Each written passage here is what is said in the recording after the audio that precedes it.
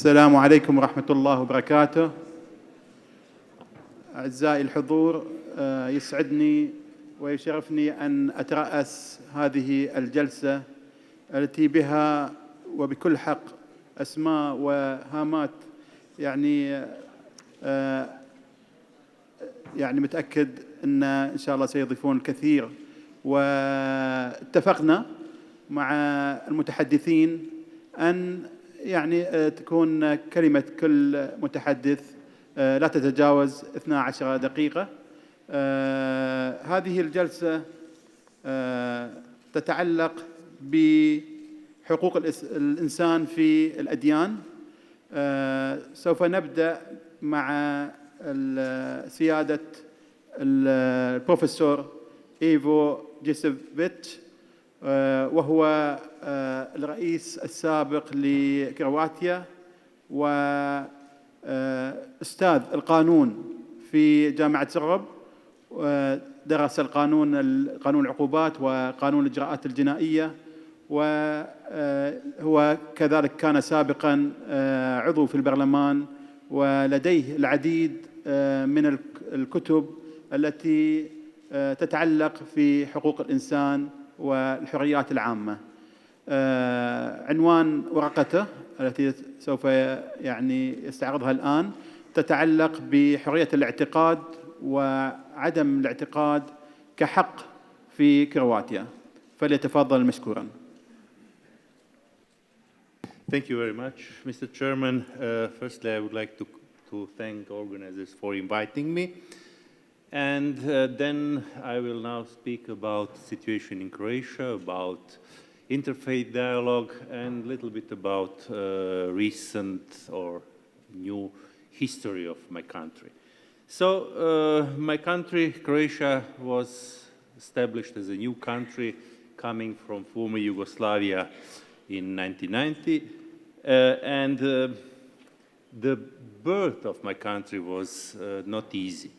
Unfortunately, we had war, we have dispute, we have aggression against Croatia, and part of our history is also our relation towards different religions. We are a multi-religious country. In spite we have dominancy of Catholics. We have about 80.7% of Catholics, but we have also Orthodox 4.5%, Muslims 1.5%, Jews, and the others. We have really nearly all spectrum of religions in my country. So during our history, religion and the church had quite important role because due unfortunate history, Catholic Church, namely Catholic Church, was one of elements of our national identity. But I have to stress that also all religions in the region, in former Yugoslavia, were used for peace, for love, but also misused for hate and war. Now we are trying in Croatia and in neighboring country to strengthen interfaith dialogue as a process of reconciliation and democratization of our countries. Namely, I think about our neighbors Serbia, Bosnia and Herzegovina, Macedonia, Slovenia, Kosovo, and also some other neighboring countries not coming from former Yugoslavia. In our development, we had in 20th century 3 phases of development. Firstly, from 1945, after the Second World War, we were part of Socialist Federative Republic of Yugoslavia, and from 1990s we became independent state. But from 1991 till 1995, we had a war. The consequences of the war was terrible. From criminal law aspect, we had many war crimes. We had the ICTY, International Ad Hoc Criminal Tribunal, and also we participated in some disputes before ICJ.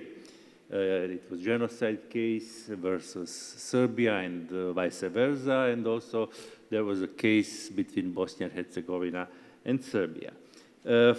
till 1990, that means from 45 till 1990, we were socialist country or communist country in frames of Socialist Federative Republic of Yugoslavia. In that period, there was systematic suppression of religion, not comparable with some countries outside Iron Curtain, but somehow atheism was almost official religion. Religion was considered officially, politically, as opium for people. But Catholic Church, especially Catholic Church and Orthodox and Islamic community had autonomy. They appointed their officials, bishops, and the other. Pastoral work was free. There was religious press, education. There were many people from church studied abroad, and definitely we can say that there was some level of autonomy of the church. Our distinguished scholar, Mardešić, described situation between 60s till 80s as a quite successful dialogue between believers and non-believers, because in our country, not only because of so-called communist tradition, but because of cultural, education, history, we had and we have part of our population belonging to non-believers, atheists or the others, skeptics and the others. Yes. After 1990, there was revitalization of religion and desecularization of society. There is now, and it was a strong political influence of Catholic Church. We have about 5% of non-religious persons. And of course, we have a need to have permanent dialogue between believers, non-believers, and between Catholics, Protestants, Muslims, and Orthodox especially. During our war, unfortunately, religion was primarily, of course, politically motivated war. It was economically motivated, but it has also a religious component. Unfortunately, many church objects, churches, some other objects were destroyed on purpose during the war. And that was, of course, a burden to future relations between different religions. But definitely we have here very distinguished colleagues from Croatia, Mrs. Škare-Ožbolt and Mr. Ivan Zvonimir Čičak, and they contributed quite a lot to reconciliation, and I hope they are going to tell you a little bit more as well about the role of faith dialogue in Croatia as an element of reconciliation. So after the war, and even from the very first constitution, we understand religion freedoms as human rights. That means everyone is free to believe or not believe, or to participate in any religious community. We have constitutionally established equality of every person, regardless religion. We have freedom of thought and expression.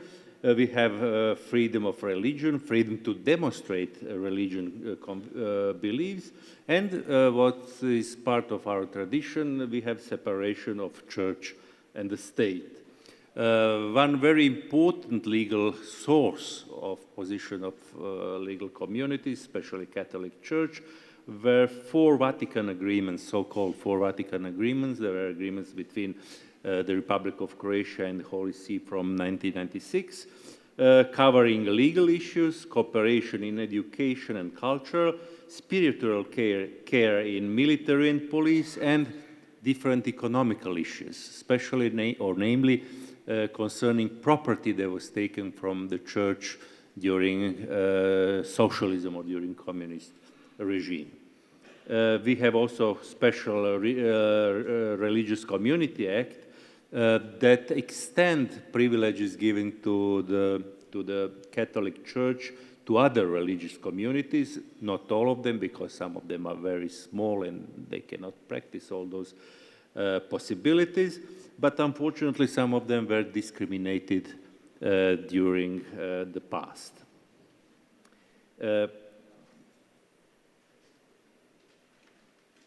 Also, I would like to stress some problems in our legal and social practice. Firstly, we stressed that all religions are equal. Of course, the main religion is Catholic. We have 87% of Catholics, we have Orthodox, and we have Islamic community 1.5%.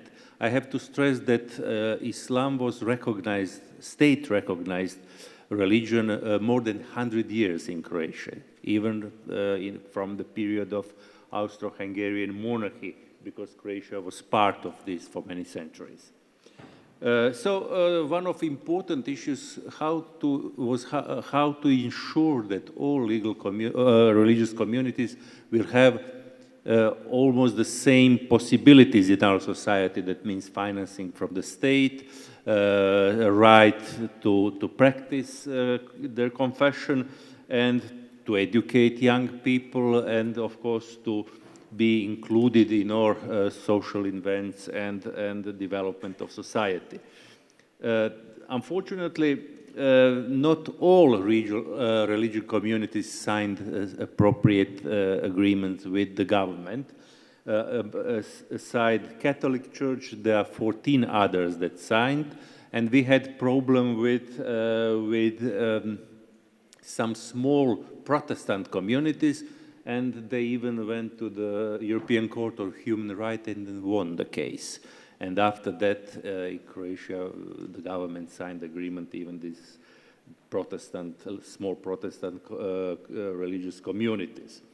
The second problem that we faced in Croatia is a relation between believers and non-believers, because as I stated in our constitution, every person has the right to believe or not to believe. We don't have so many irreligious people like in Czech Republic, as example, but we have 5%, about 5%, and of course many people who declare themselves as Catholics or the other religious person are practicing their religion more as tradition, family tradition, that they're really engaged in religious activities. In that context, the second problem is a relation between religious and non-religious person, especially after confessional education was involved in public schools. There are some appropriate lessons on atheism in textbooks in discriminative context. The textbooks describe people who don't believe as part of blasphemy, the devil's society, or whatever. So, in spite of some problems, I think that it's very easy to recognize that religions had a very important role in our history. Generally speaking, the religions and churches are contributing a lot, especially after the war in reconciliation. We have all religious communities as an important factor of social life. And of course, as the biggest religious community, we have some kind of privileged position of Catholic Church. But of course, even Catholic Church, or most of priests of Catholic Church, are promoting ecumenical and interreligious dialogue as an important part of building of tolerant society. To conclude, I would like to stress that the role of religion in Croatian society increased last 30 years of our statehood, and I think that it's very important to develop further dialogue between different religions and religious and non-religious people as well. Thank you very much.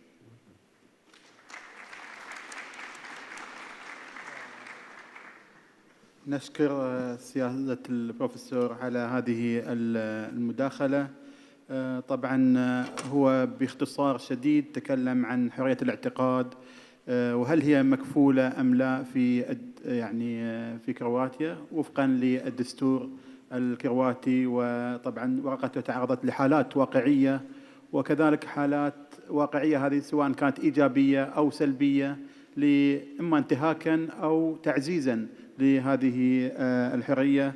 كذلك تعرض للأقليات الدينية وغير الدينية الموجودة في كرواتيا. تكلم عن الوضع والإطار القانوني للدين بشكل عام في كرواتيا. ورقته خلصت إلى أن هناك نوع من القبول والتعايش بين أصحاب الديانات الأساسية، وإن كانت هناك بعض الانتهاكات ربما للديانات الأقل عددا في كرواتيا. الآن نذهب إلى الورقة الثانية وهي لفضيلة الدكتور الشيخ علي القرداقي. وفي الشيخ علي طبعا الأستاذ الدكتور علي غني عن التعريف، هو الأمين العام للاتحاد العالمي لعلماء المسلمين وخبير المجامع الفقهية الدولية ورئيس وعضو تنفيذي لهيئة الفتوى والرقابة الشرعية لعدد من البنوك الإسلامية وشركات التأمين. صدر للدكتور علي أكثر من 30 مؤلفاً وكتاباً في مجال الفقه الإسلامي والقانون والشريعة والدراسات الإسلامية. الورقة بعنوان حقوق الإنسان في الأديان، الرؤية والمفهوم. العنوان كرامة الإنسان في ضوء القرآن الكريم ووثائق النبوة. فليتفضل الدكتور مشكوراً.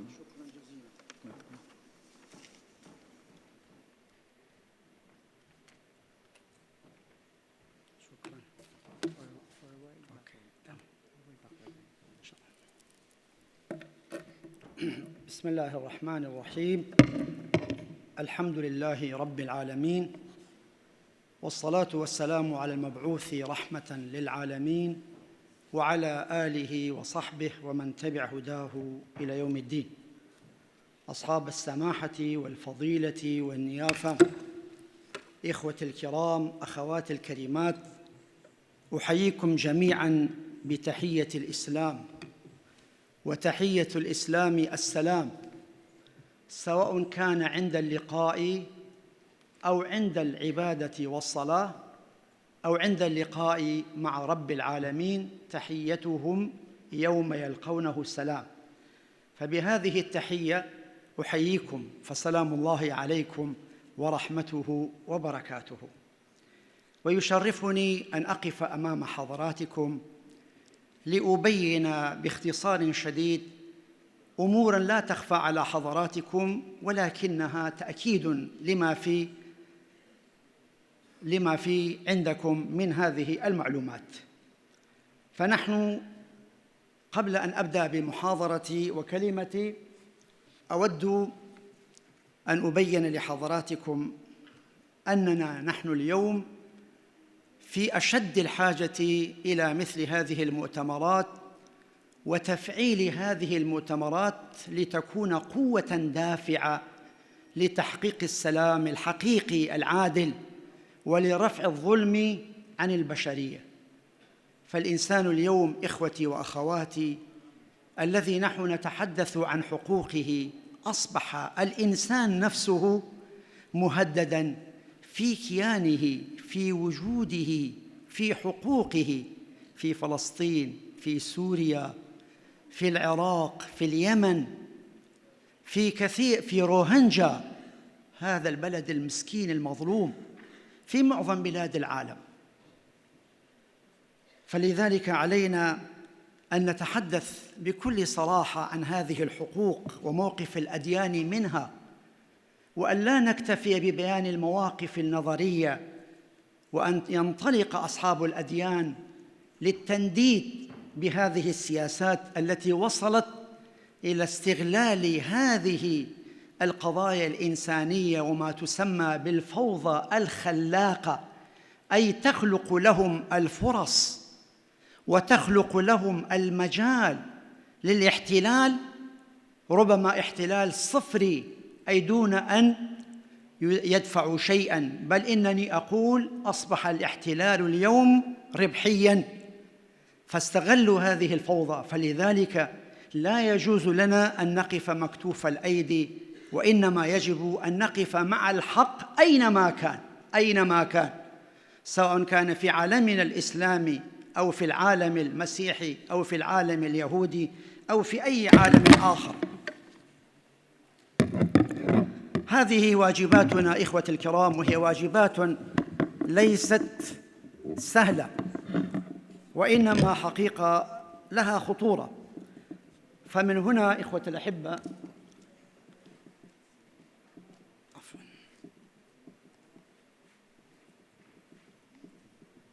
هذه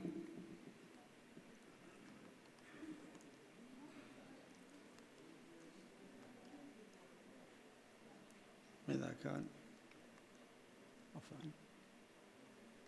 نحن نتجاوز، يعني حقيقة أنا اخترت كلمة كرامة الإنسان بدل حقوق الإنسان، لأن الحقوق تتحدث عن شيء زائد للإنسان. القرآن يتحدث عن أصل الإنسان أنه مكرم، وبالتالي تكون حقوقه بطريقة أولى التزامية تكون محترمة. ولذلك القرآن الكريم استعمل هذه الكلمة الجميلة: ولقد كرمنا بني آدم. كل بني آدم هي مكرمة معززة في ذاتها وكذلك في حقوقها. وطبعا تكلمت عن هذه التقسيمات لا يسع المجال، وتكلمت بين أنها جاءت منحة من الله وكرما منه، أن هذا الإنسان خلقه الله بيده ونفخ فيه من روحه، فهو في حد ذاته مكرم. قبل أن نتحدث عن حقوقه لا بد أن نتحدث عن ذاته، عن كيانه، عن وجوده. هنا حقيقة نقف وقفة مظاهر تكريم الله سبحانه وتعالى، أو مظاهر تكريم الله سبحانه وتعالى للإنسان الذي نزل هذا الإسلام أو القرآن قبل أكثر من 14 قرناً. القرآن يحدثنا عن هذه المبادئ لتكريم الإنسان في ذاته وفي جميع حقوقه. أن الله سبحانه وتعالى خلق هذا الإنسان بيده، وهذا تشريف وتكريم له، وهذا خاص بالإنسان وحتى لا يشمل حتى الملائكة.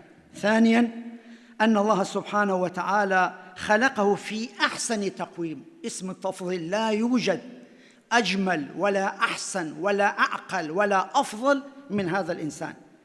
الأمر الثالث أن الله كرم هذا الإنسان بالسجود. الملائكة سجدوا بأمر من الله، وهذا دليل أيضاً بأن الكون كله يخضع لهذا الإنسان عن طريق العبودية لله وعن طريق العلم. رابعاً أن الله سبحانه وتعالى أكرمه بالعقل والتفكير وبالسمع والبصر. خامساً أن الله، وهو أهم شيء، أن الله سبحانه وتعالى نفخ في هذا الإنسان نفخة من روحه، وبذلك تحقق له السمو الروحي والروح العلوي، فقال سبحانه: فإذا سويته ونفخت فيه من روحي فقعوا له ساجدين.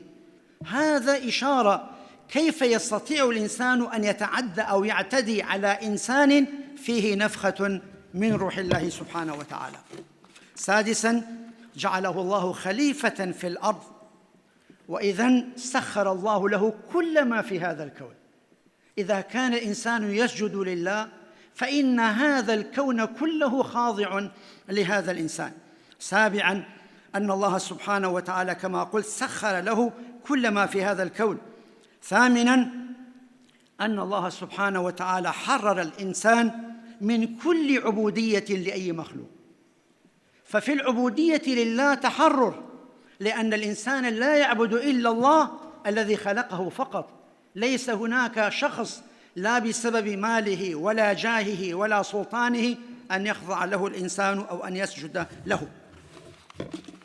عاشراً تحرير الإنسان من الخوف من المستقبل والقلق واليأس والكآبة من خلال الإيمان بالقضاء والقدر، وأن كل شيء بيد الله، لكن مع الأخذ بكل الأسباب المادية.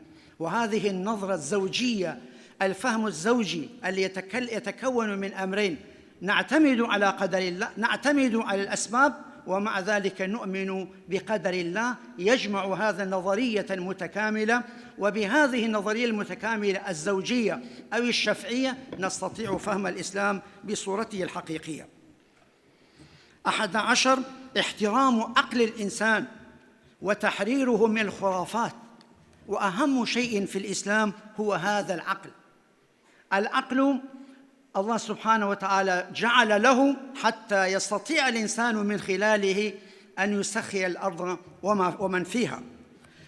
ولذلك ذكر العقل ومشتقاته والنظر والتدبر، أحصيته. هذه المشتقات وصل إلى أكثر من 1000 آية، بينما الآيات التي تتعلق بالأحكام الشرعية أحصيتها بدقة لا تزيد عن 250 آية. وآيات العقل والتدبر والتسخير والتمكين أكثر من 1200 آية بالضبط. وفي ضوء ذلك إخوة الكرام، أذكر لحضراتكم حقوق الإنسان في ضوء القرآن والسنة ووثائق النبوة. الإسلام بكل صراحة وبكل مسؤولية أقول أعطى هذه الحريات الآتية: الحرية الفكرية والدينية. الإنسان حر في اختيار الدين واختيار الفكر، فمن شاء فليؤمن ومن شاء فليكفر، لا إكراه في الدين. الحرية الاقتصادية، حرية الملكية وحرية العمل. بل إن الله سبحانه وتعالى أشار في آية إلى أن هذا الكون ليس مخلوقاً لنوع معين، فقال: والأرض في سورة الرحمن، والأرض وضعها للأنام. أنام له تفسيران، أي لجميع المخلوقات بما فيها الحيوانات، بما فيها الحشرات. كل هذا الكون هذه الأرض ليست لنا فقط، وإنما لجميع المخلوقات. وبالتالي يجب علينا أن نحترم حقوق كل إنسان وحقوق أيضاً الحيوان، وكذلك حقوق البيئة. الحرية السياسية، ولذلك أوجز الإسلام في الحرية السياسية واكتفى بالمبادئ السياسية فقط، ولم يدخل في التفاصيل حتى يكون للعقل البشري الحرية. الحرية العلمية والثقافية، وطبعاً هنا هذه الحريات شرحتها كلها بتفصيل، ولكن لا يسع المجال إلا أنني أشير إلى بعض الجوانب الأساسية في هذا المجال. وهو لم يكن هذه القضايا التي أشرت إليها بإيجاز مجرد آيات تتلى على الرغم من أهميتها، وإنما كانت دستوراً نظمه الرسول صلى الله عليه وسلم في عصره، وهو الوثيقة، وثيقة المدينة، التي تتكون من 47 مادة، وفي بعض الروايات 52 مادة.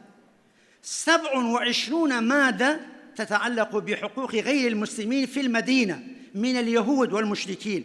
فكون الرسول صلى الله عليه وسلم في البداية أمة العقيدة وأمة المواطنة، وهذا لأول مرة في التاريخ. وأنا مسؤول دارس للقانون وكذلك للاقتصاد بفضل الله تعالى، لأول مرة يحدث دستور يعطي الحقوق لغير من على غير دينه، من اليهود، من النصارى، من المشركين ومن غيره. هذه الوثيقة الآن نبهت إلى ذلك. دكتور علي. نعم، تمام. وبذلك إخوة الكرام هذا هو الموقف.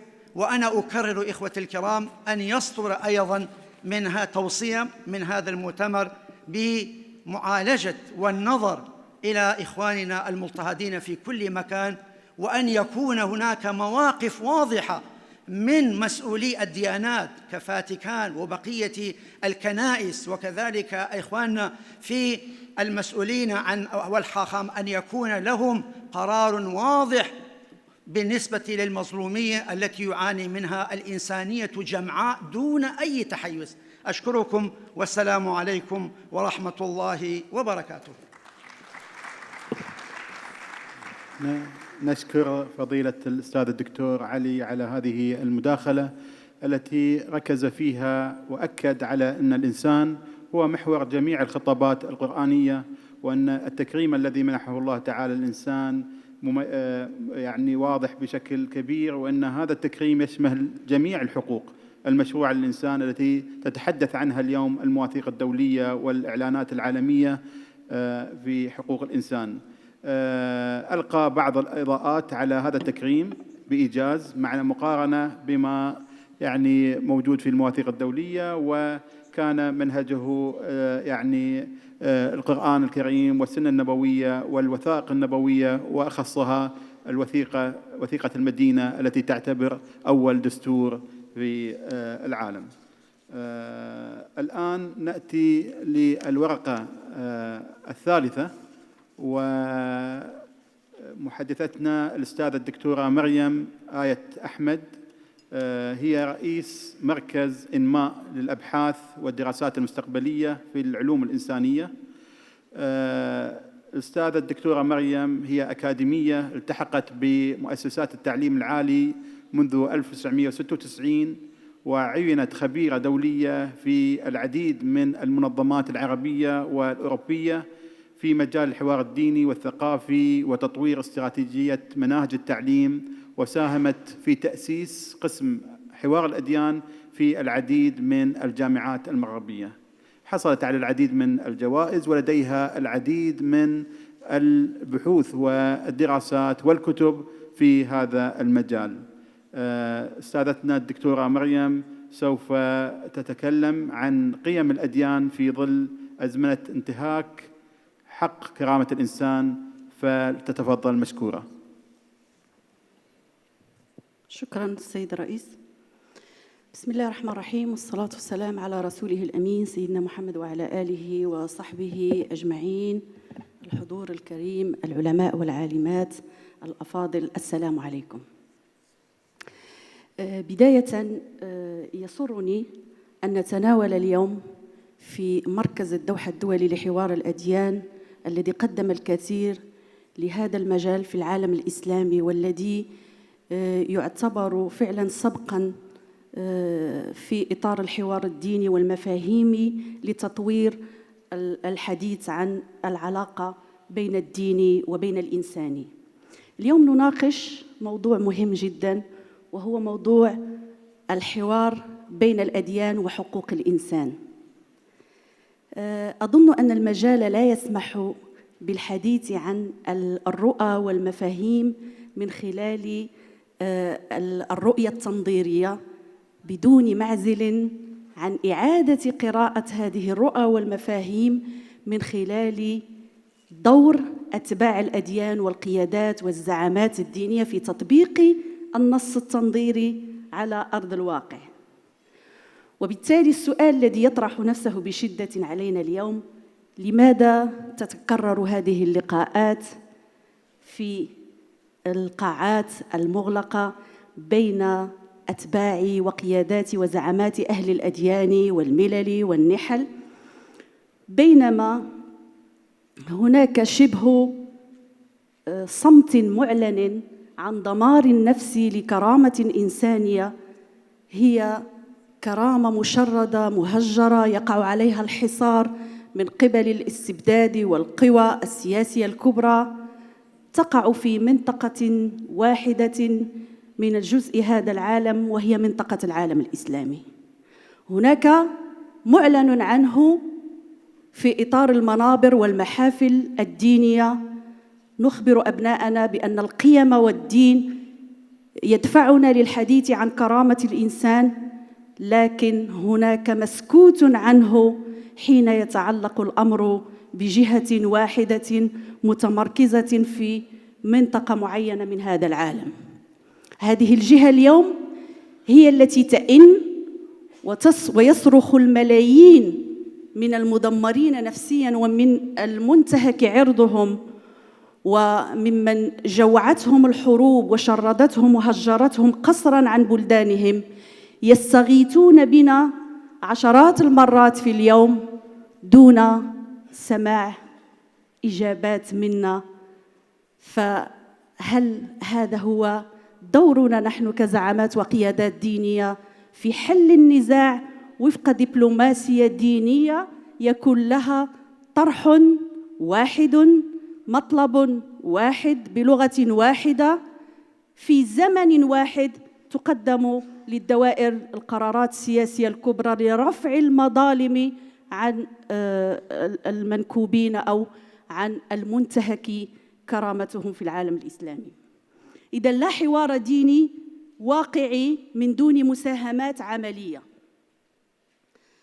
وأظن أنه نحتاج اليوم إلى تسجيل محطات تاريخية. يعني حين نتحدث عن واقع الزعامات الدينية ودور الزعامات الدينية، الكل مؤمن بأن الحوار بين الأديان أو الدين كرم الإنسان، لا خلاف فيه.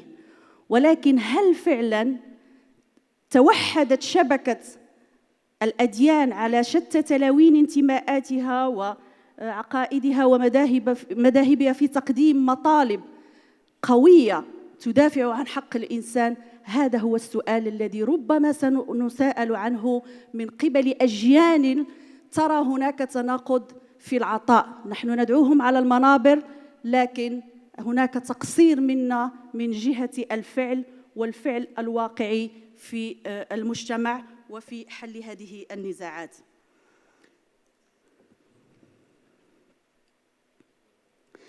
الحرية الدينية مرتبطة بالمسؤولية، وأظن أن السؤال الذي يطرح نفسه بشكل حرج علينا كقيادات اليوم: كيف تتحقق قيمة وهيبة مجالسنا الدينية العالمية وهيئاتنا الإنسانية إذا تجاهلنا معاناة الدمار الجماعي التي تلحق بمجتمعاتنا؟ وهل سنحتفظ بمشروعيتنا في هندسة قيم العدل والدين وتعزيز مبادئ السلم والتسامح إن نحن سكتنا عن هذه الانتهاكات الإنسانية؟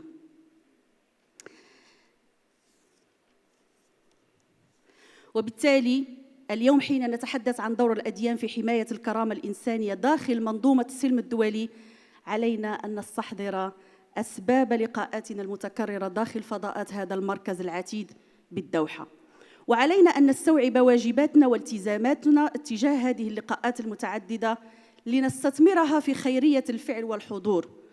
أفكارنا التي نطرحها في هذا المحفل العلمي الرائد كل سنتين بشتى تلاوين انتماءاتنا هي ليست مجرد أفكار، ينبغي هي أن تكون ممارسات فعل ووقائع أحداث تاريخية آنية ومخططات مستقبلية بعيداً عن التحيز الفئوي أو التحيز السياسي والحضاري لجهة دون أخرى. وما يسمى اليوم بالأبعاد الخارجية لطهرانية الأنا مقابل رمي دائرة واحدة بما يسمى بالتطرف الإسلامي، أظن أنها لا تتبع لحركية التاريخ في الدراسة الموضوعية لحالات ثبات وتغير الحرب والسلم، لأن الحرب الحالية في دول عالمنا الإسلامي سواء في آسيا أو في الصين أو في ميانمار أو في دول العالم العربي أو في غرب إفريقيا هي تحتكم لمنطق الثبات والتحول. فلا المسلمون ظلوا في حالة سلم دائمة ولا هم ظلوا في حالة حرب دائمة، وإنما ثنائية السلم والعدل هي تحتكم لمراحل تطور العدوان والظلم كما هو الأمر بالنسبة لسننية الكون لمن سبقتنا من الشعوب.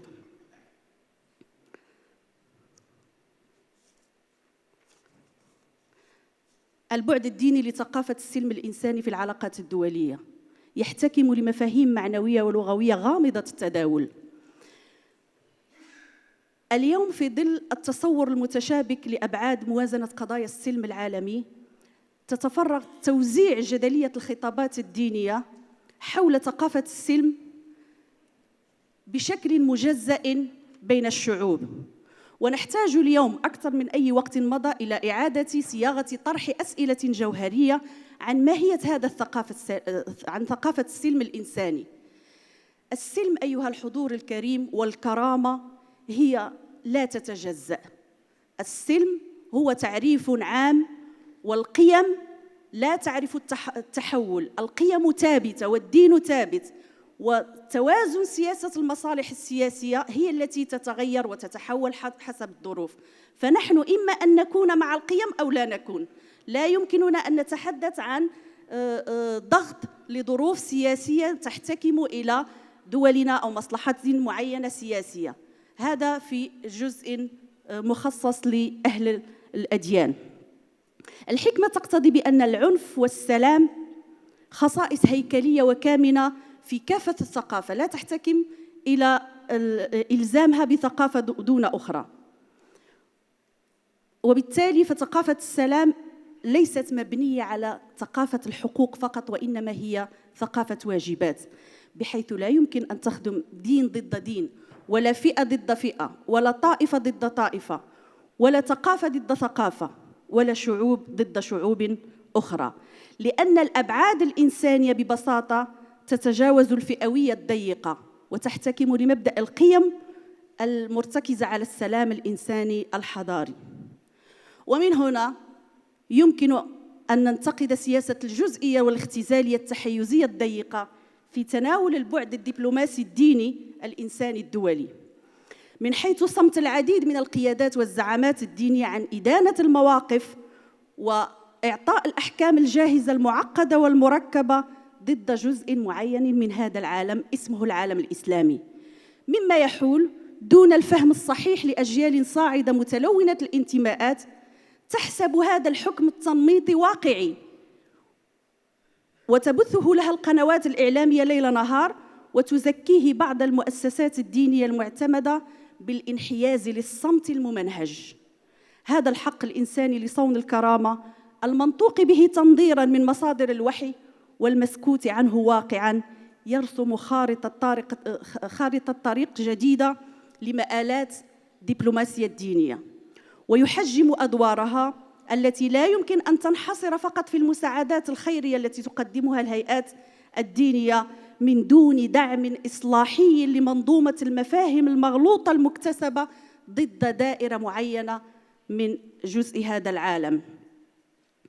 صحيح أن المعونات الإنسانية المقدمة من قبل الهيئات والمؤسسات الدينية العالمية تفي بحل أزمات انتهاكات حق الإنسان في الغذاء والماء وحق الدواء، لكنها لن تفلح على المدى البعيد في هندسة مشاريع أفكار تؤمن بالعدل في توزيع قيم السلم العالمي بين الشعوب دون تحيز لدين ضد دين أو فئة دون أخرى.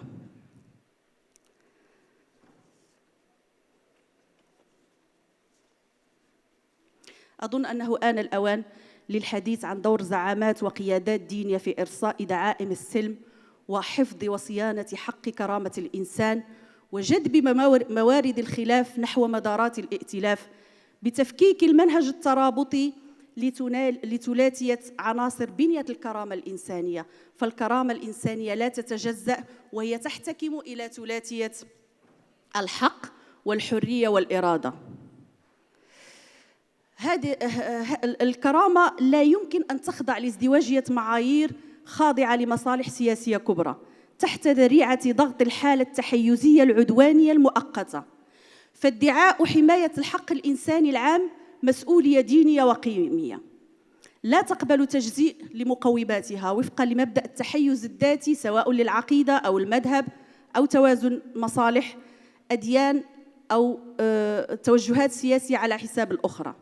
وبالتالي فالصمت الجماعي على ظلم حرمان شعب من حق العيش الكريم بسبب الحروب والحصار والتهجير هو عنف ناعم صامت يؤدي إلى الإحساس بالمهانة البشرية التي تصل إلى حد ارتكاب أنماط رد عنف من السلوك العدواني، وتؤدي إلى تعميم وعي الثأر المؤجل كما كان يمكن أن نتحرر من تبعاتها لو تدخلت ضغط القوى الناعمة للقيادات الدينية والفكرية بتقديم مطالب إنسانية تصون كرامة محور الوحي الإنساني. شكرا دكتورة، شكرا. فنضع إن شاء الله بعض الإضافات إن شاء الله في المداخلات إن شاء الله بعد ذلك. 10 دقائق والله تجاوزت 13 دقيقة. يلا الله يحفظك. شكرا. شكرا دكتورة. دكتورة مريم أثارت العديد صراحة من الأسئلة المهمة وبدأت يعني هل حقاً نعيش في زمن احترام الكرامة الإنسانية في هذا اليوم؟ هل هيئت المظاهر الحالية التي تنتجها بعض الدول والحكومات والأطياف الدينية والمذهبية، هل هيئت سبل العيش الكريم لهذه المجتمعات؟ مجتمعات لا ذنب لها سوى الانتماء الجغرافي في هذه المناطق. هل تقبلت القيادات الدينية العالمية موجات من الدمار النفسي والاقتصادي والجسدي والتنموي لهذه الشعوب؟ هذه كانت أسئلتها التي طرحتها وحاولت أن تجيب عليها في هذه الورقة. فشكرا للدكتورة مريم. الآن مع الدكتور بوب كابلن، وهو المدير المؤسس لمركز القيادة المجتمعية المنبثق من مجلس العلاقات المجتمعية اليهودية في نيويورك. الدكتور بوب له العديد من الاهتمامات في العلاقات وفي القيادة وكذلك في مكافحة جرائم الكراهية، فليتفضل مشكوراً بإلقاء ورقته التي تتعلق بحقوق الإنسان في الأديان. Thank you. And it's an incredible honor to be amongst all of you today. To echo what was said before by one of my colleagues, Rabbi Firestone, I hope to walk away not only with, I have friends here, but to walk away with more friends and more partners in this incredibly important work. So to all who have put together this gathering, particularly to Professor Al-Naimi, I want to say thank you. There is a remarkable scene in the 1971 movie version of a play called Fiddler on the Roof. I very rarely use movies to set up a scene, but there's some very important piece here. This movie, based upon a play written by the Yiddish writer Shalom Aleichem, is set in the 19th century small village in Russia known as a shtetl, where the main character of the story, Tevye the milkman, is distributing his dairy wares to the various people of the town before the Sabbath.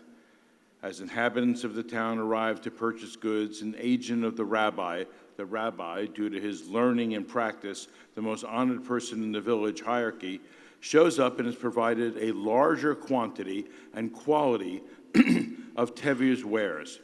However, in the middle of the rabbi's dairy needs being satisfied, another member of the town's hierarchy, the beggar, presents himself for his portion of wares he likewise needs to properly celebrate the holiness and exalted state of the Sabbath. The beggar gives Tevye a look of acknowledgement, and the milkman, who himself lives a rather meager existence only made possible by his dairy business, then apologizes to the beggar for ignoring him and begins to give him an equal portion of dairy goods for his Sabbath use. Only after the beggar is taken care of with all due honor does the milkman return to giving wares to the rabbi's agent and other paying customers. Tevye has performed an act of that went way beyond simple charity in providing someone in need with food or other items. He is engaged in an affirmation of the spiritual right of dignity. This act is rooted deep within the spiritual roots and teaching of all Abrahamic and other faiths. Tevye bestows upon this human, with whom many simply call the beggar, dignity. For Tevye, a simple man himself, yet with profound knowledge, has learned through his faith and has inculcated this notion of dignity into his worldview and actions towards others. That dignity is both a human and more so a spiritual right. The United Nations Universal Declaration of Human Rights states, whereas recognition of the inherent dignity and equal and unalienable rights of all members of the human family is the foundation of freedom, justice, and peace in the world. Since the adoption of this resolution by the United Nations in 1948, Dignity, at least in theory, has become a universally accepted human right, and therefore a political standard that has become a calculation that a nation's society is measured by. The question is, how do we take this leap from dignity being a human right to be a spiritual right? With this leap, dignity as a right both complements and, for those of faith, transcends the temporal nature and the authority of the United Nations Base Declaration by rooting its authority in the divine. Turning to biblical, and many have done this before, turning to biblical and Quranic foundations as a pathway to answer this question of dignity being a spiritual right, we are informed from the creation stories as laid out both in the Bible, the book of Genesis, and the 28th surah of the Quran, of both the physical and spiritual creation of Adam, the progenitor of all humankind. From Genesis, then the Lord formed the man of dust of the ground, breathed into his nostrils this breath of light, and man became a living soul. In the Quran, surah, and remember when your God said to the angels, I am going to create a human, Adam, from sounding clay of altered black smooth mud. So when I have fashioned him and breathed into him his soul, created by me, then you will fall down and prostrate to him.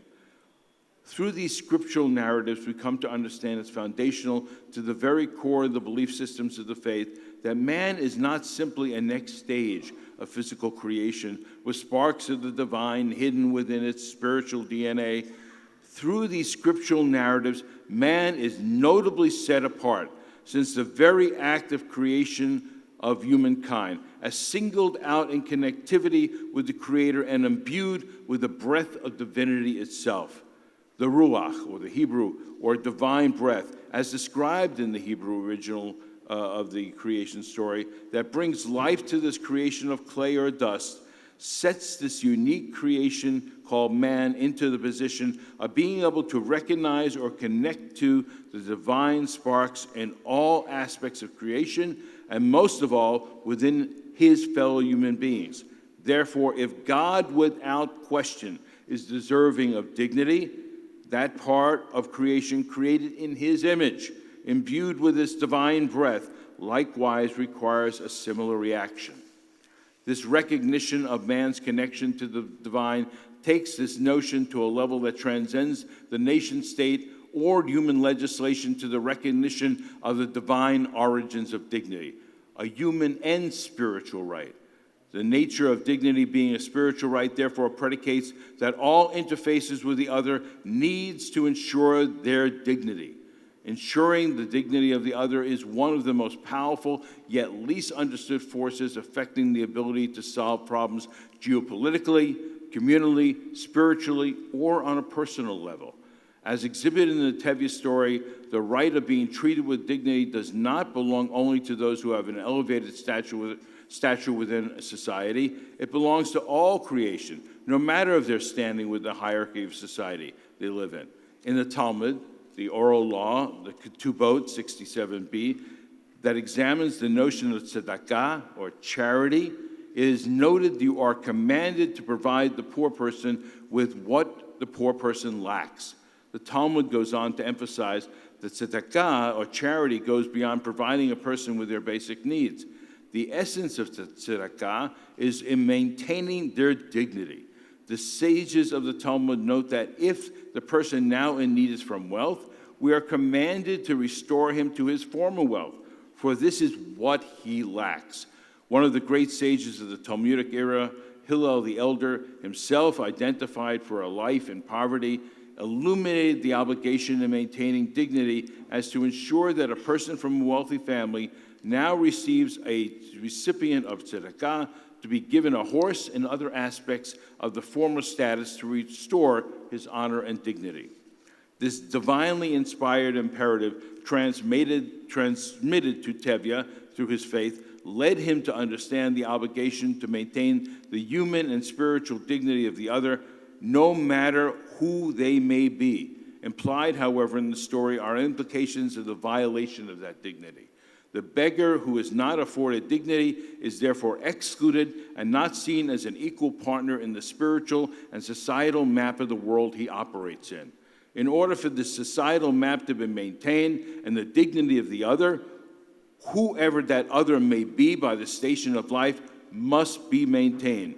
Creating and maintaining a shared society that provides a sense of dignity for all within it is within to participate as a full and effective partner in this divine order.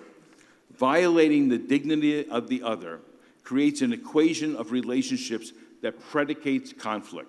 Donna Hicks, a professor of conflict resolution at Harvard University, in her book, Dignity, examines the primal role that dignity plays in our lives and relationships. Hicks goes on to weave the connection of the evolution of the individual's self-worth being intrinsically tied to the maintenance of dignity. Juxtaposed to this postulate is the understanding that violating the other's dignity severely undermines the individual's sense of self-worth. Professor Hicks notes that the primal response to these violations are all too often a pathway to conflict and a breakdown of civility. Not predicating the dignity as a right or allowing for the violation of dignity of the other, therefore undermines the ability to effectively communicate, partner, and build an equitable society with those whose dignity have been violated. The extension of a violation of an individual's dignity can quickly be extended to a communal dignity violation, leading to communal conflict. The Center of Community Leadership, which I direct in New York, in its quarter of a century of a successful track record of conflict resolution in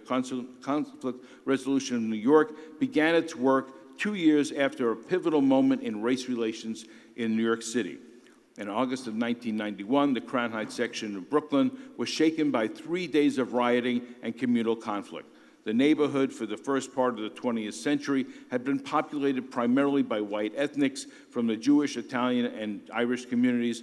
By the 1960s, the community underwent a huge, major demographic shift, with African Americans overwhelmingly replacing these prior populations. This demographic resulted in white flight, as the white ethnic groups left the community in large numbers as African Americans and people of color began to populate the community. An exception to this dramatic shift of white flight was a small population of Jews from an ultra-Orthodox sect called Lubavitch. They remained in the area that became predominantly African American. As racial tensions in the city as a whole increased, Crown Heights became an epicenter of contention between the African American and Jewish communities, with tensions centering on competition for resources and race-related issues. The center, originally known as the Commission on Intergroup Relations, which I founded in 1993, I was chosen to be the founder of this initiative in assessing the approach and initial focus of the center from a short-term and a long-term global view. It was noted while the tensions in Crown Heights were primarily centered around race issues, mirrored in the national issue of black-white conflict in New York City as a reflection of a national trend, had undergone a tremendous shift in demographics. The shift was a response to change in immigration laws and patterns in the 1965 Immigration and Naturalization Act. The act now allowed for larger immigration from Asia, Africa, Latin America. Large-scale immigration from these countries had previously been restricted, and by the time of the founding of the center in the late 20th century, the very definition of New York had radically changed. By the end of the 20th century, New York now housed over 200 different ethnic, immigrant, faith, and language groups, creating a very complex map and definition of diversity that went way beyond the classic black-white diversity historical race paradigm and now defined the conflict since the country's colonial roots. This new diversity not only changed the definition of diversity in New York, it begged new strategies for creating a shared society with groups whose narratives were not only spoken in a wide variant of languages, they were often at best misunderstood by the majority of New York's long-term residents and leadership. When the center was founded, there was an assessment made of the existing community building and intergroup tools and their applicability to effectively engage this new reality of diversity in New York. Many of the best practices of intergroup relations were developed to address classic diversity issues and were often focused on post-conflict responses rather than preventative. While some of the best practices were based on these goals and objectives of civil rights in the 20th century, the lack of connection was due to the lack of connection to these struggles. The complex map of immigrant groups had entered and began to play a role. What we began to do in this period of time was build coalitions around quality of life issues to be able to formulate the kinds of trusting long-term relationships that met these challenges in New York, but inserting into everything we did was the notion of the spiritual right of dignity and listening and being able to affect the others as to the needs of their lives. At the 25th anniversary of these riots, we celebrated the fact that there had not been riots in 25 years. The acceptance of identity, inclusion, safety, acknowledgement, recognition, fairness, benefit of the doubt, understanding, independence, and accountability. We live in a much more complicated world today than ever before. We live in a world that needs to ensure the dignity of the other. Thank you, Doctor. Thank you. طبعا باختصار يعني حاول الدكتور بوب كابلن أن يبين لنا كيف تمت ترجمة ما أكد عليه الإعلان العالمي لحقوق الإنسان في تقديرها للمساواة والكرامة لجميع أعضاء المجتمع الإنساني. الآن ننتقل إلى الورقة الرابعة لسعادة السفير رضا علي إسماعيل، وهو رئيس لجنة حقوق الإنسان في ماليزيا، وهو كذلك يعني رجل أكاديمي وترأس يعني أو كان مساعدا لرئيس جامعة سانيس في ماليزيا، وهو أستاذ ملتحق بهذه الجامعة، جامعة ماليزيا، ومنذ 3 سنوات منذ 2016 هو رئيس للجنة حقوق الإنسان. فليتفضل مشكورا ليلقي ورقته عن حقوق الإنسان في الأديان من خلال الرؤية والمفهوم، فتفضل. Thank you very much. I thank the Qatar government for inviting me here for the first time. It is important that I come here as chairman of Human Rights Committee because what we want to do is to test out what we are doing there, some of our ideas, whether they are relevant to other people in other situations all over the world. I come from and I also want to congratulate the Qatar government for its unique sense of purpose in wanting to do this, as affirming its resolution to want to do this more and more, this culture of peace and dialogue. So we in Malaysia, we want to be part of this effort. Malaysia is a Muslim country, plenty of Muslim countries all over the world, and all of us are committed to being internationally activist in the United Nations and in the OIC. But Malaysia differs from other Muslim countries because we are pluralistic. Although the dominant numbers are Muslims, there are equally considerable, significant number of people who are Buddhists, Christians, Taoists, Hindus, and all other denominations that are there. You have to appreciate that Southeast Asia is a whole tapestry of very different people with different religions, different cultures. And it has been so over hundreds of years. And the people have learned to live despite imperialism that came over there and all that. Have been able to live in that kind of context, mutually reinforcing each other with great sense of coexistence. So what is in Malaysia, what happened in Malaysia is to have to be a combination of all the things that are in Southeast Asia. strong religious faith for Muslims, as well as religious faith for others, including culture and everything else. So Malaysia cannot ever be a secular state. Neither can we be fully a religious state.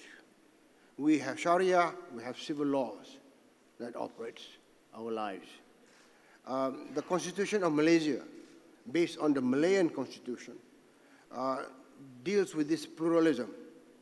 And clearly, any kind of governance in Malaysia must take into account the diversity and the way diversity is going in which direction that is constructive in that part of the world, and in Malaysia too. There is, in order to enhance our viability over the years, we have to continue to be doing it in this fashion. So leadership has to take into account constantly to calibrate and monitor and see that the ship of state incorporates all the common factors that make the country, and that means all denominations. This is a very important aspect of what Malaysia is. And therefore, we as a human rights body, we support the issue, what was stated in the Beirut Declaration last year, 2017, that there is an inalienable human entitlement, which includes life, freedom of thought, conscience, religion, opinion and expression, freedom from want, fear, and freedom from violence in any form. That's part of the Beirut Declaration last year. And we support this. And we recognize in Malaysia that religion has to be one of the major protectors of these human entitlements, these human rights. This is why we see there's no other choice for us but to try to push and badger for a governance that includes the ability to mutually reinforce religion and human rights together. This is what constantly we are trying to do in this part of the world. Sometimes, I mean, this comes from a very, very able leadership. Sometimes it is not so, but basically, society must ensure that this is able to be put back together, even if at some point in time the leadership is derailed. We look for benevolence, we look for impartiality, we look for ability to make everybody, the majority of people there, and experience the kind of years of contentment and political stability we had before. This is why it's important for us, and other speakers just now spoke about this, dignity of people. This is why we really underline the issue of what is, I think in Arabic, called the karamah. In Malaysia, it's called marwah. So the dignity of people is linked to the kind of political equation that's there in Malaysia. It's not just the dignity of the person, it's also a kind of a, we call it the maqasid, an ability to understand what constitutes life, intellect, religion, property, family, and honor. So if you are without that, then you create alienation. There have been times, even recently in Malaysia, where political actions have been done, where it has alienated certain sectors of the population. And unless these things are corrected in the context of governance, you are going to have, and this has happened, a fair number of Malaysians have actually left the country when they see that what they had desired for is not there, when they see racial discrimination, marginalization. In the case of the Aborigines in Malaysia, they have been marginalized to a great extent. When they see this, then we are no longer dealing with proper impartial governance. We are also attracted to the idea of al-wasatiyah, which is moderation. In our context, there is no choice but to have to deal with wasatiyah in as real and contemporary aspects of politics as possible. At this moment, there are forces in politics and in religious groups that are pushing for a more assertive, more conservative interpretation of what should happen in Malaysia. This can be a problem. It's unfortunate that the Malaysian government has not recognized this as swiftly and has not come to try to contain this as they should. But Malaysian government has proclaimed wasatiyah, moderation, as something that is also relevant internationally. But the application of wasatiyah in the country is not very even. This has created problems, particularly among the university students of Malaysia, who feel that they really like this idea of wasatiyah, but they do not see the Malaysian government living up to some of aspects of wasatiyah. This has created serious discussions, which have not made the government very happy with. But nevertheless, it is good that people are beginning to question that you do not actually do what you preach. So I will conclude by saying that in the context of Southeast Asia, which will be in a few years another powerful economic and social bloc in the world, there is no choice but to do whatever happens in a particular country has direct implications to other countries. If you look at like Indonesia or you look at Malaysia, the welfare and situation of Muslims in both countries will have a big implication on what will happen in Southeast Asia. So leaders of that area have to get it right. And leaders of this area have so far been able to move the process along. But there are questions that are now being raised about short-term policies of governments, including the government of Malaysia, going for populist measures that has to be corrected. Finally, I think for the Muslims in Malaysia, there must be a leadership that takes them on the road, on the trajectory, to make them understand the kind of challenges they have to face, to educate our people to the point that they are able to deal with the challenges of science, digitization, and what formidable competition they are going to face with the rest of the world or with all their partners, their various communities that are living in Southeast Asia. Thank you. شكرا جزيلا سعادة السفير. وطبعا هو أكد بأن برغم من اعتماد الإعلان العالمي لحقوق الإنسان من أكثر من تقريبا 7 قرون، لكن ما تزال هناك بعض المجتمعات ذات الأغلبية المسلمة ربما تجد بعض الصعوبات في إلزام نفسها بهذا الإعلان. يعني حاول خلال وقته اكتشاف بعض الطرق والاستراتيجيات التي ممكن أن تكون فعالة لتحقيق أو يعني ما يخفف من التوتر المحيط بهذا الشأن. الآن لدينا الدكتور جمال بدوي، وهو أستاذ فخري في جامعة سنت ماري في كندا، فليتفضل مشكورا بإلقاء ورقته التي تتعلق بحرية الاعتقاد وممارسة الشعائر من منظورك كمسلم. With all due respect to Alqab, مع حفظ الألقاب, I just want to briefly address you all as my dear brothers and sisters. May the peace, blessing, and mercy of Allah be with you all. I wish in the very beginning just to say a very brief word of thanks to the State of Qatar, Emir, government, and people, and especially the Center for International Faith Dialogue, under the leadership of Dr. Manna'i and his most capable staff, to be such gracious hosts of this conference and many other similar conferences that aim at bringing together and uniting various members of the human family.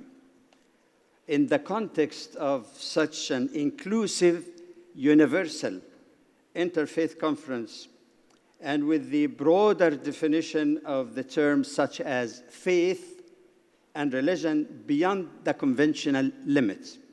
And here I'd have to share with you a frank remark. The issue of inclusion of non-Abrahamic people. And in fact, some of the linguists, and Dr. Qaradaghi can correct me, that some scholars define deen, that normally is translated as religion, ما يدين به الإنسان, what a person confesses to believe in. If a person, an atheist, he confesses certain beliefs in that. So this is a broader linguistic origin of the term. Another proof that it's not only the Abrahamic faith is in Surah 109, Surah Al-Kafirun in the Quran, which was revealed in the context of idol worshippers who were not part of the Abrahamic religions. The ayah actually ends, our surah, lakum dinukum waliyadin, unto you, your religion. I'm not talking about the correct religion in the mind of one person or the other. We're not talking about al-din, deen. So this is something that I submit is important to keep in mind. Okay, assuming this broader sense of deen or faith, which is very, very inclusive in my humble understanding, it may be helpful perhaps to dig together and find out some of the values that can be accepted by almost all human beings. It is a task not toward syncretism, uniting religions in one, without any respect to some of their particularities.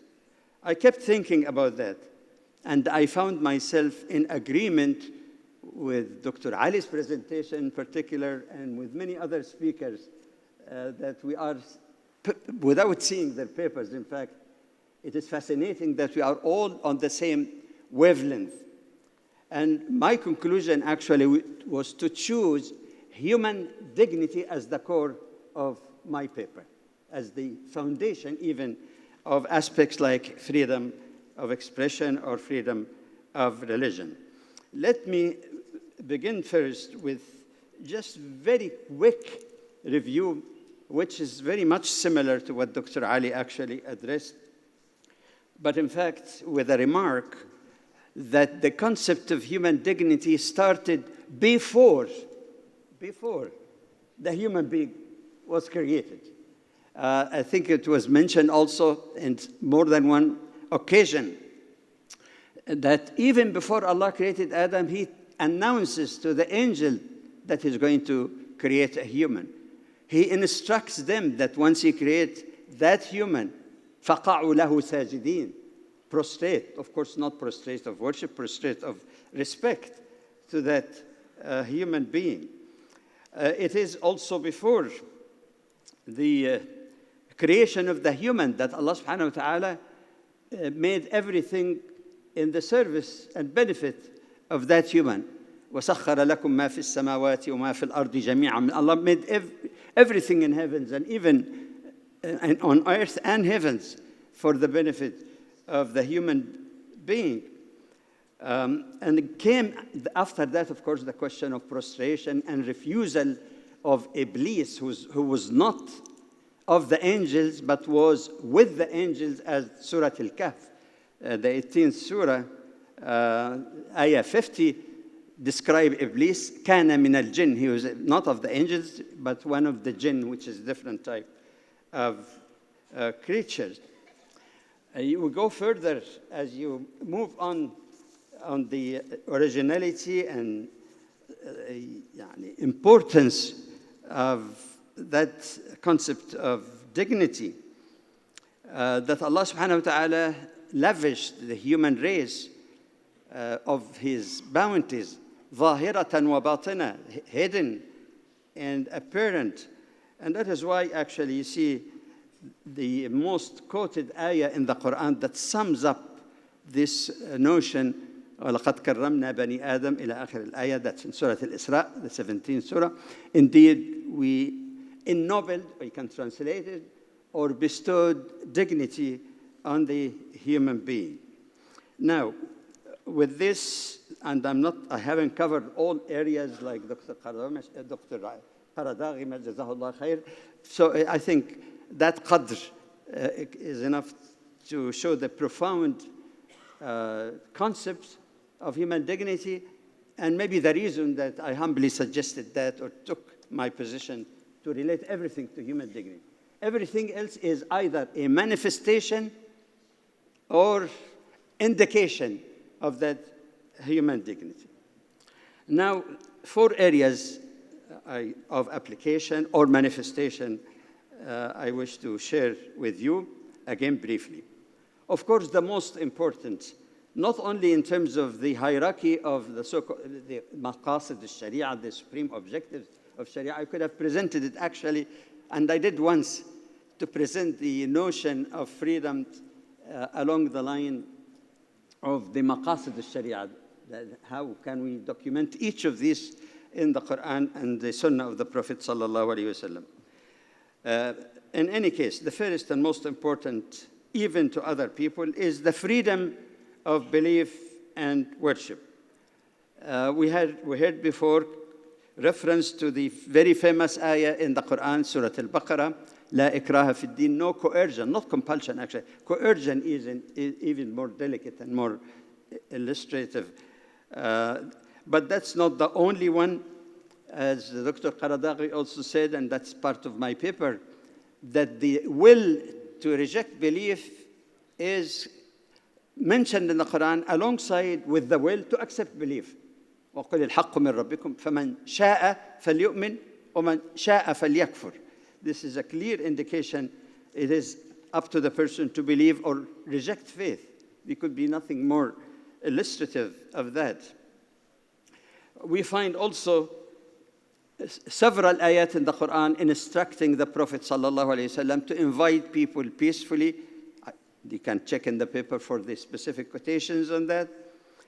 But basically the Quran says if they turn away, if they reject, it didn't say kill them, arrest them, harass them, take away of their rights. فَإِنْ أَعْرَضُوا فَمَا أَرْسَلْنَاكَ عَلَيْهِمْ حَفِيظًا إِنْ عَلَيْكَ إِلَّا الْوَحْيُ. If they turn away, we have not sent you as a guardian over them to the Prophet. Your duty is only to convey the message. One of the most important and key ayahs in that, I'm not going to quote much, but this particular one is very important. You find it on page 5 of my paper. It's in Surah Ash-Shura, that's Surah number 42, ayah 15. Because of that, O Prophet, invite them to faith. I'll skip the question of illustrative brackets for brevity. Be steadfast as you are commanded, meaning by God, and do not follow their whims and say, I believe in the revelations which God has sent down, and I am commanded to judge justly among you. God is our Lord, sustainer, and your Lord. We will be accountable for our deeds, and you for your deeds. There is, notice this, there is, bracketed, no need for contention between us. God will gather us together for judgment, and to him is the final return. An amazing invitation and openness to all, leaving the ultimate judgment of what some people consider theologically right or wrong to Allah subhanahu wa ta'ala in the day of judgment. We can talk about faith, we can share it, but the final decision is Allah. There is no need to have that contention between various faithfuls. All right, now we move to a second of 4 manifestations. Before that, just let me istidrak. For freedom of faith, to believe or not to believe, to be meaningful, it must also acknowledge freedom to worship. Logically speaking, how could you allow belief but not allow practice of that belief? In fact, in the Quran, we find an allusion not only to respect of other people to practice their faith as they see fit, but even the protection of their places of worship. In Surah Al-Hajj, the 22nd surah in the Quran, in Ayah 39, it speaks about the protection, or alludes to the protection of places of worship. Speak about Christian monasteries, speaks about temples, Jewish temples or synagogues. It speaks about mosques, all in the same verse, which means it is the duty of all to respect and protect the places of worship of all. The second implementation of 4 is the freedom of expression. Actually, freedom of expression is part also of religious freedom, because it involves the right of people to express their faith also, to express their identity. It shouldn't be offensive to other people to do that. That's an expression. Whether that expression involves the kind of dress, the way of dressing, the cultural practices that does not or should not offend others or harm them, that also is there.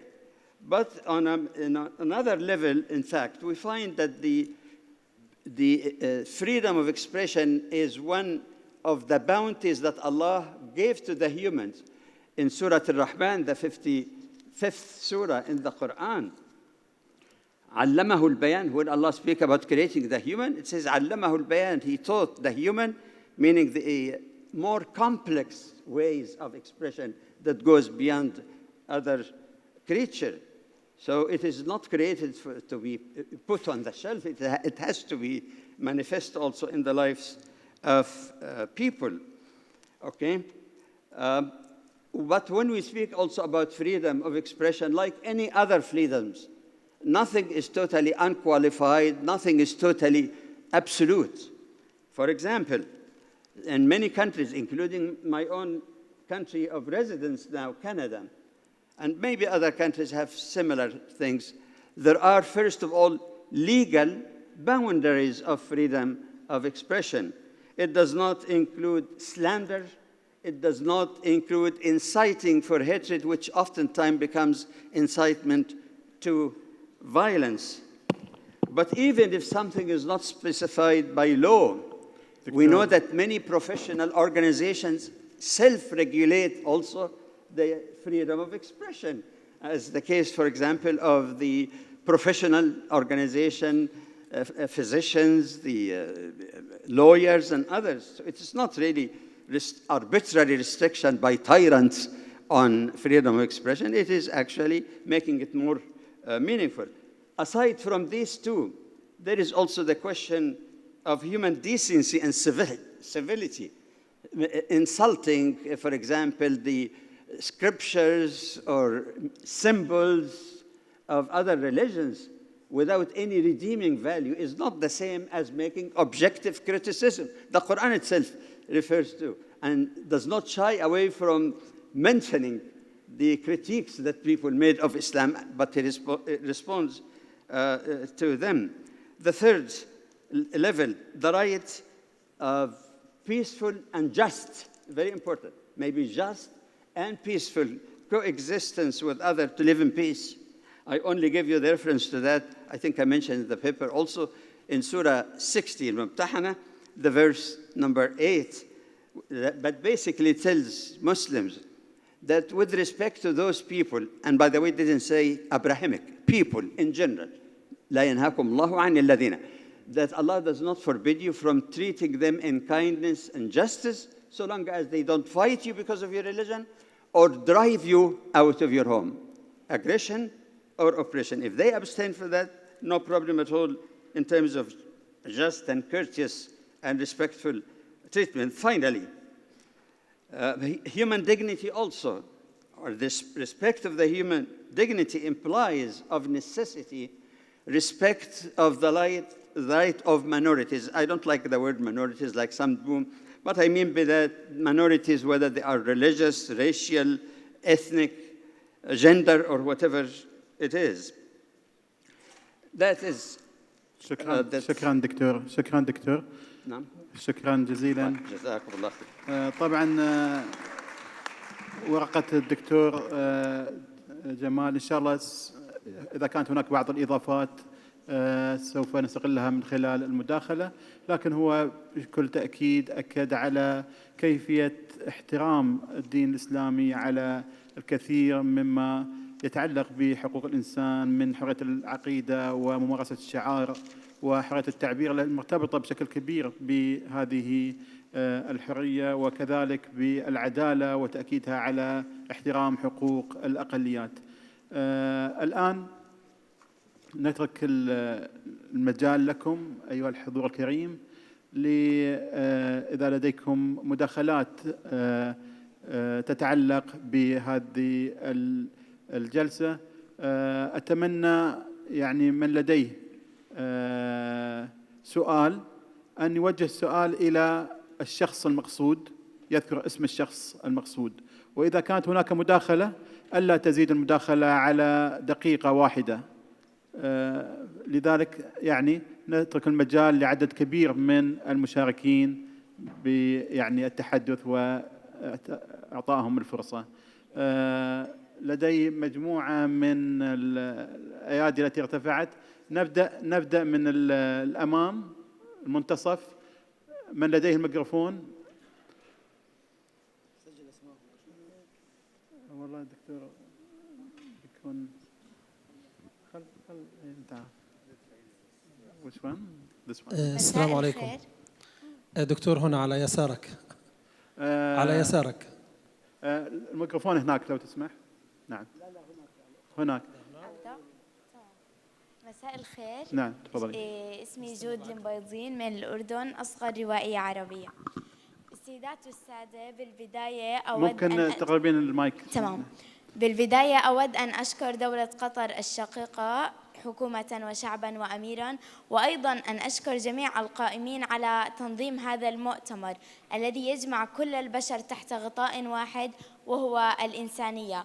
وأيضا أقول لكم إننا في أمس الحاجة في هذه الأيام إلى تبني خطاب إعلامي موحد يقوم على نشر السلام والمحبة والتعاون بين الناس.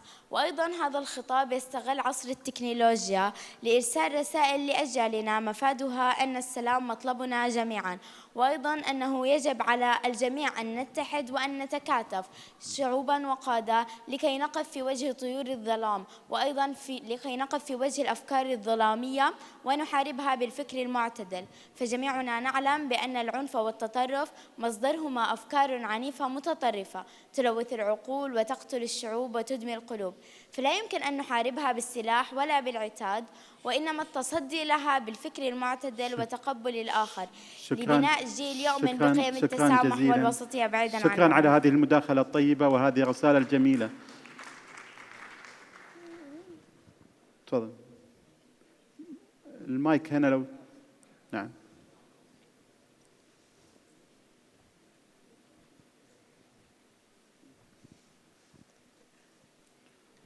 نذكر بأن الشخص يعرف بنفسه، وإذا كان هناك سؤال يوجه السؤال للشخص المقصود من على المنصة.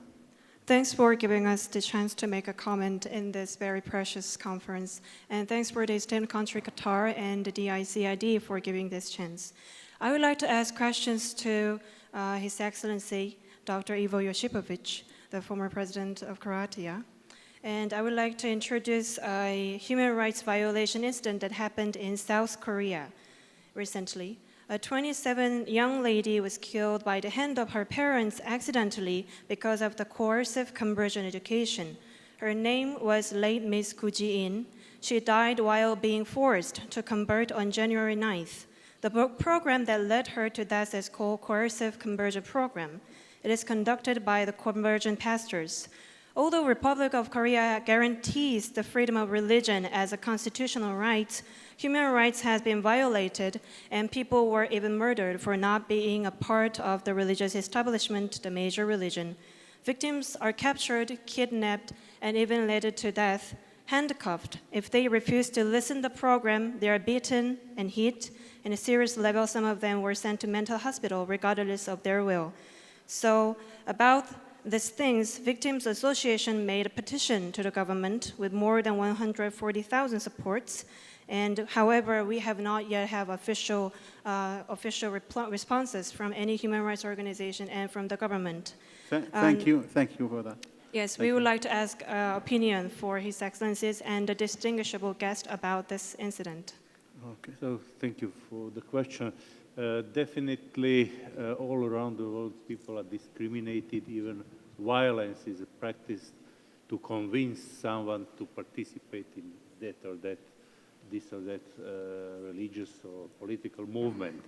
Unfortunately, in many countries, there is no sufficient protection and sufficient democracy. I have to stress that in some European countries, including Croatia, we have this mechanism of European Court of Human Rights, especially concerning so-called positive obligation of the state to investigate all cases of violence, nevertheless, what was the motivation of it. So I think that international supervision of human rights over all governments in the world is something that's welcomed and needed for security of singular persons. Thank you. Thank you. تفضل.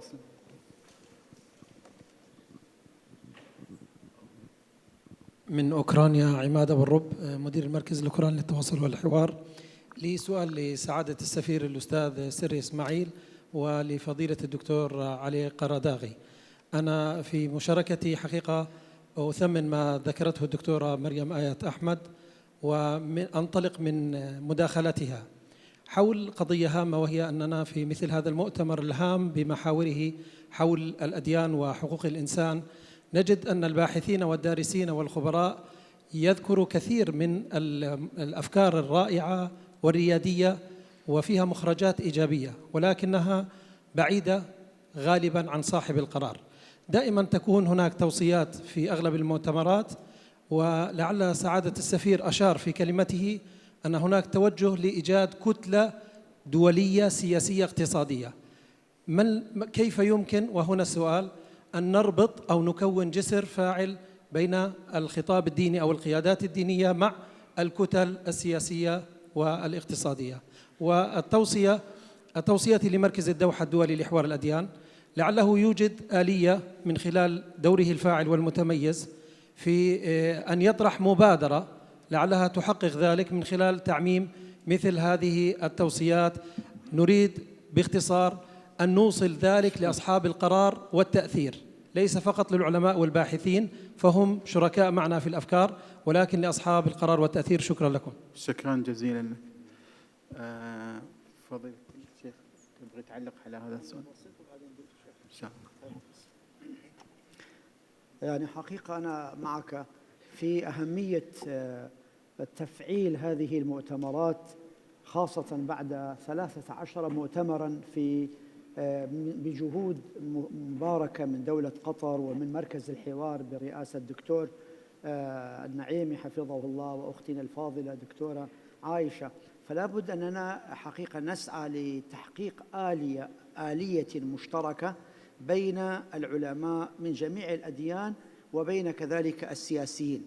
أنا أشرت في كلمتي وركزت على هذه المسألة، قلت في الوقت الذي نحن نسمع هذه الكلمات الطيبة من المسيحيين ومن اليهود ومن جميع الأديان، لكن نرى أن السياسيين من أصحاب هذه الأديان حقيقة يسعون لإنشاء وتكوين فوضى خلاقة لقضية الاقتصادية حتى يكتسبوا المال، حتى يأخذوا. والآن حتى قضية بصراحة حصار قطر لا يخلو من هذا الجانب، جانب غير أخلاقي لاكتساب ومزيد من أخذ الأموال من دول الخليج، سواء كانت دول الحصار أو دولة قطر.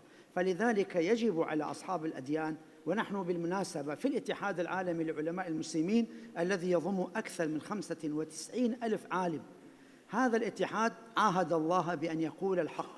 لذلك أينما وجد إرهاب نحن أدناه، في أمريكا، في إسرائيل، في أي مكان. ولكن أيضا أدنا الإرهاب إسرائيل لشعبنا في فلسطين، أدنا الإرهاب، فلا بد أن يكون لهم جرأة. نحن كما ندين الإرهاب الذي ينتسب إلى الإسلام، يجب على الإخوة المسيحيين والإخوة الآخرين أن يدينوا الإرهاب الذي يصدر من أديانهم، ولكن هذا قليلا ما نجد، فلذلك لا بد من تفعيل. جزاكم الله خير.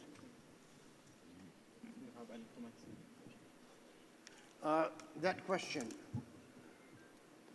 I mean, it's not just us. Everywhere in the world, we deal with private sector, capitalism, market forces, and then we emphasize socio-economic progress. Somewhere down the road, somebody will lose out of this, and there will be losers. For us to deal with human rights, we cannot allow groups of people to be marginalized. And in Islam too, in all religions, it is there. You cannot have happiness if one group is suffering and somebody else is celebrating. So in Southeast Asia, this can happen. And it's already happening. There are some people whose livelihood is threatened because that kind of livelihood doesn't deal with socioeconomic needs anymore. For example, the sea gypsies that used to grow plants from the sea and all that. They used to have shells, to make shells. But the seas have become polluted. People do farming and all that to produce better shells. So these sea gypsies have no place at all. For us in the human rights sector, we have to work out a deal with the government to see how these people can still continue to live. Because what you will have is not just the loss of jobs, but if you allow this to happen, you will have the loss of languages, of cultures. So that will be a terrible thing, terrible tragedy for everybody else. Thank you. أكتفي لأن يفترض أن أنهي هذه الجلسة. أخذ فقط مداخلة واحدة. أوكي تفضل. Thank you to all the delegates. I'm Professor Susana Mangana, and I'm coming from Uruguay, South America. I'm currently engaged with a project involving different Arab and Muslim communities, together with Christian and Jewish people living in the triple frontier in Brazil, Argentina, and Paraguay. So I thank you all for the beautiful speeches, but somehow I'm missing more debate. I'm missing someone coming here to tell us what's wrong with our society today. So I have two questions for the delegates from Croatia and for Rabbi Kaplan. What specific actions your government envisages in Croatia, or what kind of actions will you propose to different NGOs in your country when it comes to working with these issues in an environment where there are non-believers, that is people that refuse to believe in God? That's for the delegate from Croatia. And for Rabbi Kaplan, what kind of specific actions have you promoted in New York? Because you were talking about Afro-American citizens, but this is far away from the reality that most of us see in Europe, where there is an increase in Islamophobia, etc. So I need more specific directions, because we all agree that no religion is based on discrimination and everything. So we need to problematize the question. Thank you. This is clear. Thank you. If you like. Thank you for your question. I think it's very clear. I think that not only government, but civil society as well should raise voice to ensure that everyone, believer or non-believer, has the same rights. Also, I think that all persons, believers and non-believers, should sustain to harm persons of different views. That's very important, to control ourselves. The key issue, of course, is partly government, but the answer is inside us. Whether we are capable to understand that they are different persons and to be capable to respect them, to pay respect to all people, and to create not only political, but also general social environment to be friendly for all individuals, regardless of religion. We have, I think, in Croatia, in principle, good experience. We had a war with clear participation of religious discrimination against the other religions, not only in Croatia, in Bosnia and Herzegovina, unfortunately, in the other countries. So it's very important to educate young people, to have system that brings appropriate values, not to hate the other, but to understand it and to appreciate values, cultural, ethnicity, religious opinions, and everything that make us very unique and specific persons. Thank you.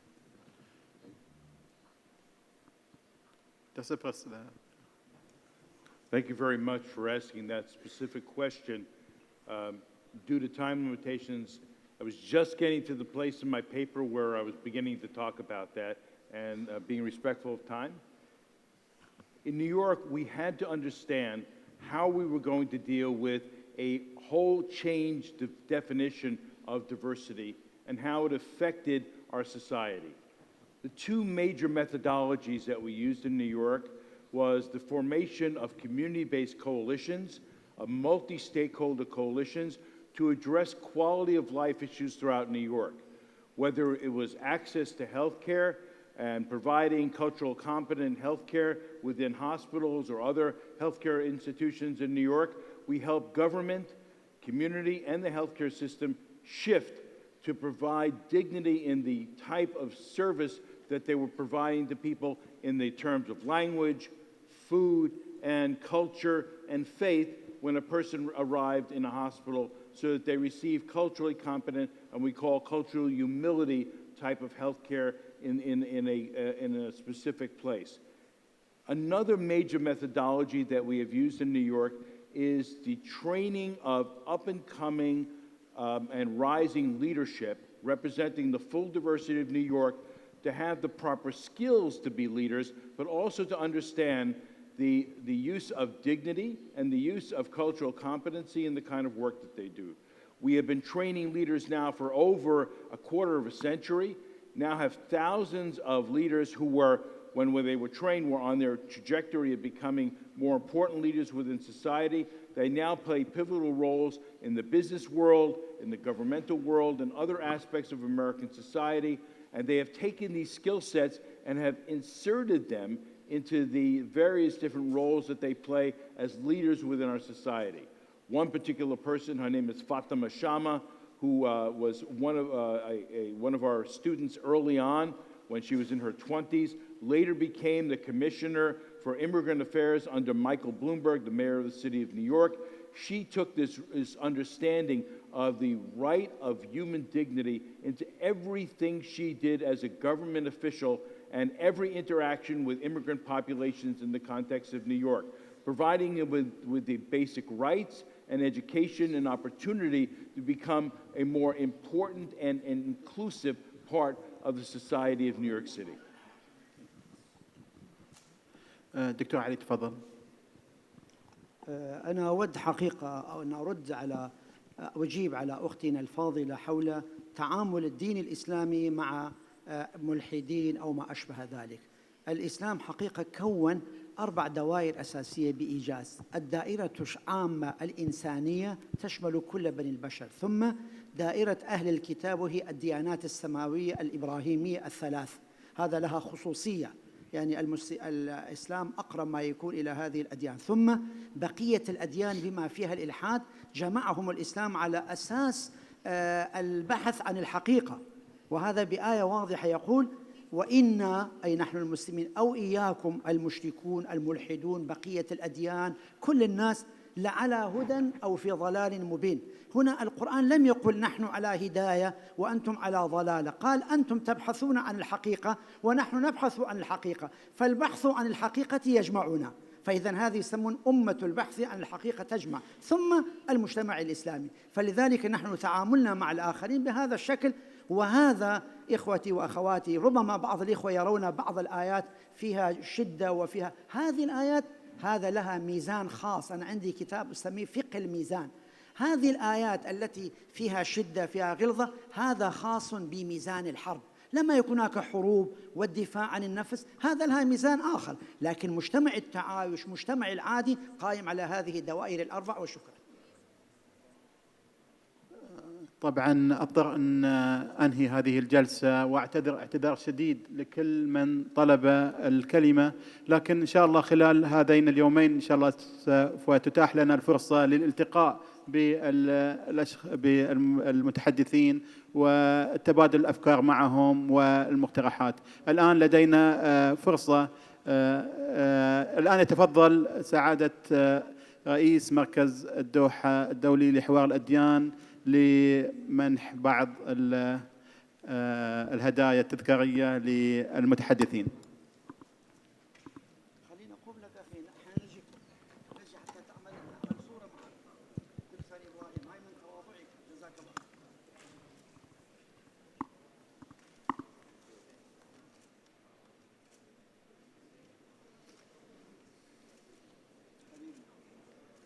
ما شاء الله نعمل مدير يا رب. دكتور لي أنا الله يعطيك العافيه. قصة إدارة ممتازة. إدارة ممتازة بين الليل ممتازة بين الليل والشتاء.